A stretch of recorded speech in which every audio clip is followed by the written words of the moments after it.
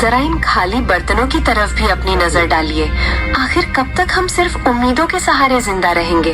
पूरे गांव में हमारी ही ऐसी बदकिस्मत चौखट है जहां महीने के 15 दिन चूल्हा सिर्फ राख उगलने के लिए जलता है। पड़ोस की स्त्रियां नए कपड़ों और गहनों की बातें करती हैं और मैं यहाँ सिर्फ 2 वक्त की रोटी के लिए तरसती रहती हूँ।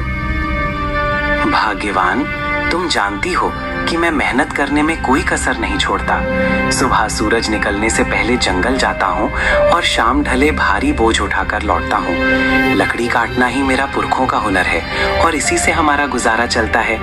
वक्त बुरा है, मैं मानता हूँ, पर मेहनत का फल कभी ना कभी तो मिलता ही है। तुम चिंता मत करो, मैं आज जंगल के उस हिस्से में जाऊंगा जहाँ की लकड़ियाँ शहर के बाजार में ऊंचे दामों पर बिकती हैं। बस तुम थोड़ा धैर्य रखो, भगवान सब ठीक कर देगा।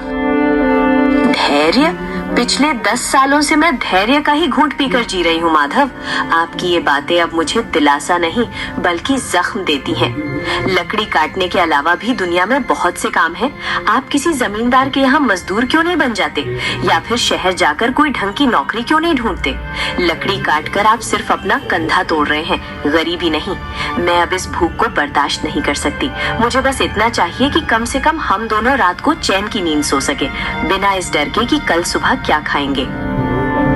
ठीक है भाग्यवान, अगर तुम्हें लगता है कि मेरी मेहनत काफी नहीं है तो मैं आज से ही दूसरे काम की तलाश शुरू कर दूंगा। मैं लकड़ियां काटने के साथ साथ गांव के जमींदार से भी बात करूंगा कि क्या उनके पास मेरे लिए कोई और काम है। मैं नहीं चाहता कि तुम्हारी आंखों में कभी भी दुखों के बादल छाएं। मैं वादा करता हूँ कि मैं हार नहीं मानूंगा। बस आज का दिन किसी तरह काट लो। शाम को जब मैं लौटूंगा तो शायद कोई अच्छी खबर लेकर आऊं। अब मुस्कुरा दो, तुम्हारी मुस्कान ही मेरी असली पूंजी है। तभी अचानक दरवाजा दस्तक हुई। केशव उठा और बाहर गया। दरवाजे पर एक बूढ़ा साधु खड़ा था।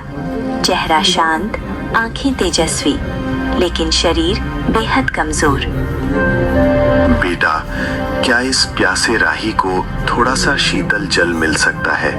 मैं मीलों का सफर तय करके आ रहा हूँ और अब मेरी देह मेरा साथ नहीं दे रही। कंठ सूख गया है और पैरों में छाले पड़ गए हैं। अगर तुम्हारे पास थोड़ा सा अन्न भी हो तो इस बूढ़े को दान कर दो। मुझे किसी राजसी भोग की इच्छा नहीं है, बस एक निवाला मिल जाए ताकि मैं अपनी यात्रा जारी रख सकूं। ईश्वर तुम्हारी सेवा को स्वीकार करेगा और तुम्हारे घर के भंडार हमेशा भरे रहेंगे। प्रणाम महात्मा जी, आपका मेरे द्वार पर आना मेरा सौभाग्य है, लेकिन मैं आपको किस मुंह से बताऊं कि मेरे पास आपको में केवल खाली बर्तन और गरीबी का डेरा है। लेकिन हाँ, मैं आपको प्यासा नहीं जाने दूंगा।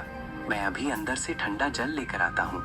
भोजन न दे पाने का मुझे बहुत दुख है, कृपया मुझे क्षमा कर दीजिएगा। पुत्र, दुखी मत हो। दान देने के लिए धन की नहीं, मन की जरूरत होती है।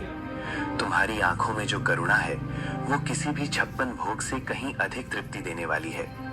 तुम जल ले आओ, वही मेरे लिए अमृत के समान होगा।